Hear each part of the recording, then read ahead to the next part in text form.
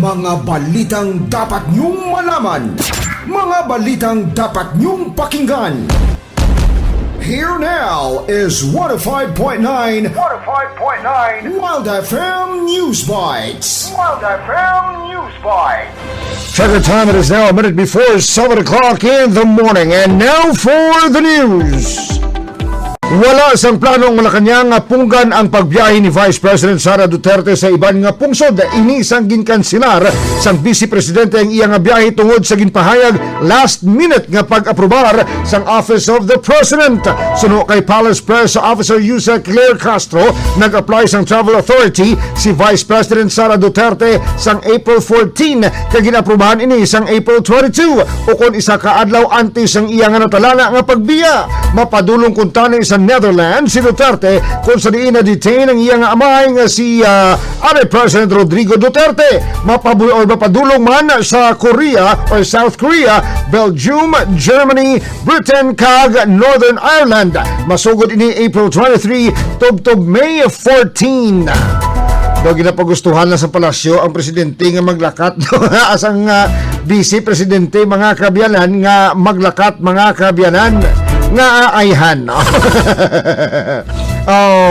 Hindi ayhan ini isa ka pamaagi man nga tiyang gusto sang administrasyon subong nga magpalayo na abi ang vice presidente mga kabiyanan despite the fact that isubong kadamo sa mga ginapangatubang sang vice presidente nga mga akusasyon tihambal gan isang kampo sang vice presidente mga kabiyanan nga handa sila nga atubangon kag depensahan mga kabiyanan ang ilang kaugalingon.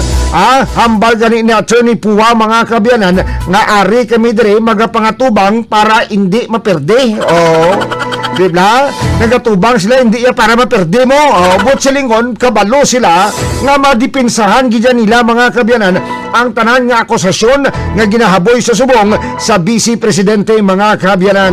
Samtang kinkondenar naman ni Pope Leo XIV ang pagpamatay sa mga protesters sa Iran. Sa diin ginpahayag sini nga sala ang amo nga buhat kag hindi kuntani matabo. Suno sa iya dapat maguntat ang kalakasan kag dapat pilion sang mga lideres ang kalinong sang inaway, sang sasainaway. Ginhatagan man niya sang italupangod ang mga inaway nagadala lamang sang dugang nga pag-antos ilabi na sa inosente nga mga tawo. Ini ang pahayag sang Santo Papa sa tunga sang nagapadayon nga tensyon kag kinagamos sa Iran kag Middle East. Sa piyak sang kritisismo nagapabilin ini nga komitido sa iya nga mensahe sang kalinong kag naghingyo sa mga pungsod nga mag-istoryahanay agud masolusyonan ang problema sa malinong nga paagi mga kabiyanan.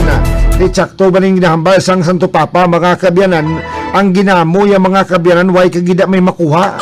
Everything ang perde way kagida sang dag-on mga kabiyanan. Di ba?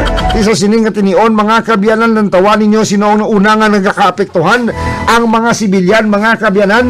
Wala sa mga lideresya mga kabiyanan nga apektado ang kalabanan nga mga apektado mga kabiyanan amo ang mga sibilyan.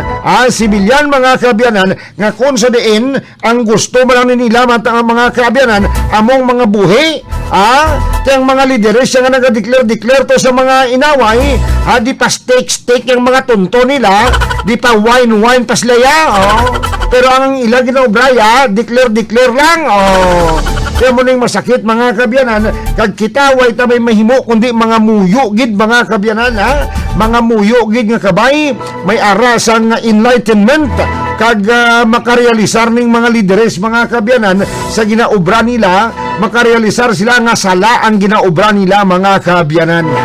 7:05 in the morning right here sa 105.9 Wild FM.